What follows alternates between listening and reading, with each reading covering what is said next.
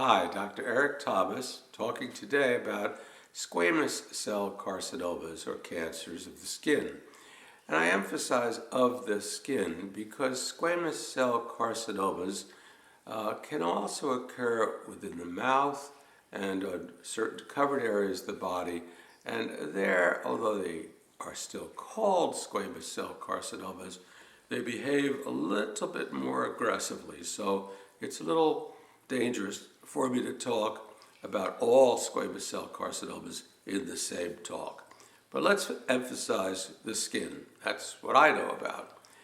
Yeah, they're due to chronic sun damage, builds up over the years. It isn't necessarily what you had at the beach last summer. It started when you were much younger. So, as we know, many of them, not all of them, start as a rough spot on the skin, can be sensitive, can be subtle. They don't always occur first, though, before the actual cancer. In any event, when the cancer develops, it just gets a little redder, a little crustier.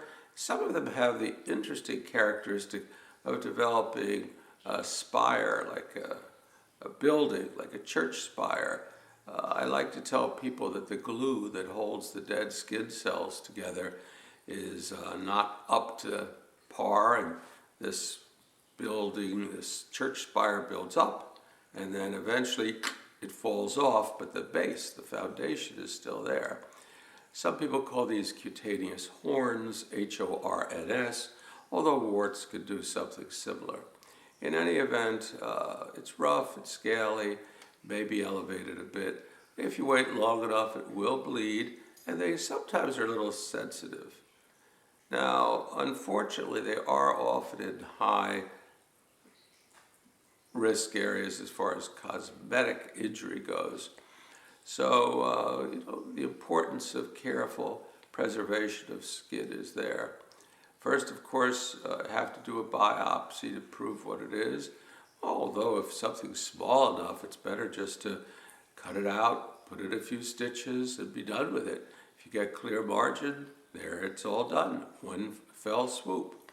But let's assume that it's a little large, or let's especially talk about ones that are on the nose, the ears, can occur on the back, the shoulders, backs of the hands are common in older people, especially. And ex-lifeguards or true sun worshippers will get them on the front of the shins.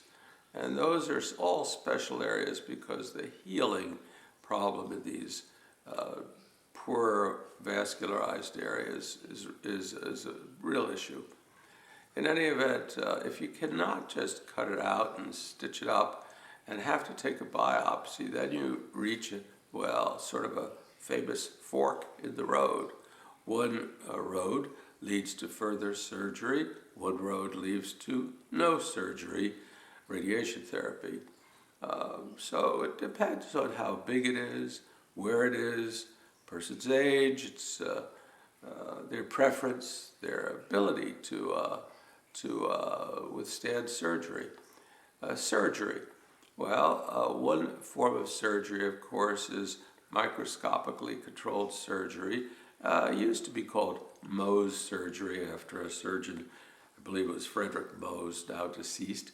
Basically, it's a situation where the outer layer of skin, the upper layer, is shaved off. You can think of it as whittling down. And after it's shaved off, it's then looked at that same day in the same office by the doctor who did the surgery. And it's oriented so that whether it be north, south, east, west, if more needs to be done, that's the direction they'll follow.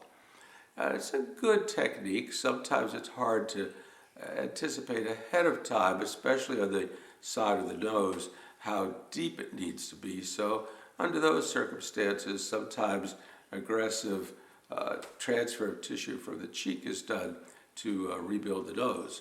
Whoa, that's not fun, is it? Anyway, the other fork leads to radiation therapy, and I have a talk about that. It's ideal for these complex areas. Have had one person who had something really close to the corner of his eyelid, one on the tip of the nose.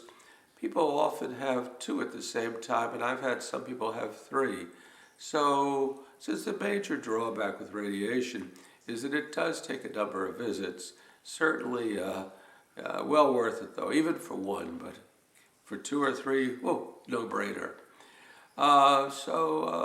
We always check to make certain that the insurance will cover without too much out-of-pocket costs with any of these techniques. Can't always 100% guarantee. And whatever you do, remember, protection from the sun throughout life is great.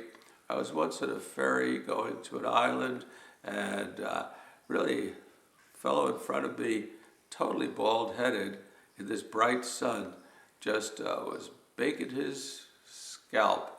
And if he keeps that up, I'm sure after 10 years he'll be coming in to see me or someone like me.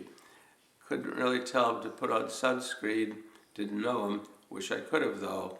So get a hat, and also protect the rims of your ears. That's a very important area, especially if you have shorter hair. We have other talks about sunscreen and radiation therapy and basal cell carcinomas.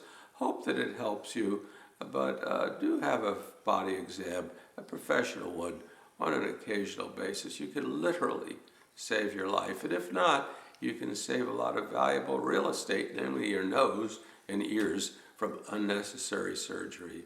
This is Dr. Thomas, giving you my best.